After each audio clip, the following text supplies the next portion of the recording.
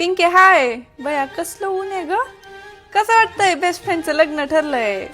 अयो कशाला व्हायचं इमोशनल. सगळ्यांना जायचं असतं की एक ना एक दिवस नांदायला. तू बी जाशील की त्या पव्यासोबत. हा सांगू का समद्यांना. तुला एक सांगू का ग, आमचं जरी अरेंज मॅरेज असलं ना तरी असं वाटणच झालंय की इकिरावांना मी पहिल्यांदा भेटले. करेक्ट वाटतंय बघ. करेक्ट फिलिंग कशी येते तसं वाटतंय. इकिरावांना पहिला प्रश्न काय विचारला माहितीये का मी, की तुम्हाला असला कसला नाद नाही ना. मला म्हणतात नाद लागलं जरी तरी तुमचा लागल बघा. लय लय ब्लश केलं बघ मी.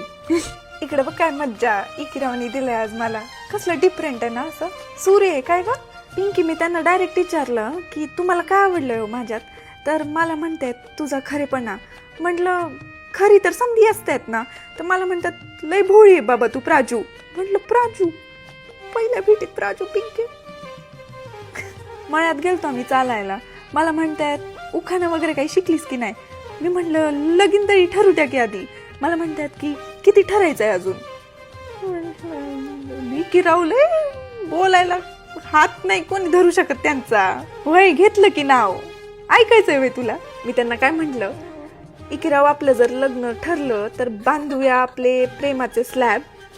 ते नाही का कंस्ट्रक्शनचे स्लॅब असतात. इकिराव आपलं लग्न ठरलं तर बांधूया आपले प्रेमाचे स्लॅब. करताय का तुमचा आणि आमचा लाईफ टाइम कोलॅब.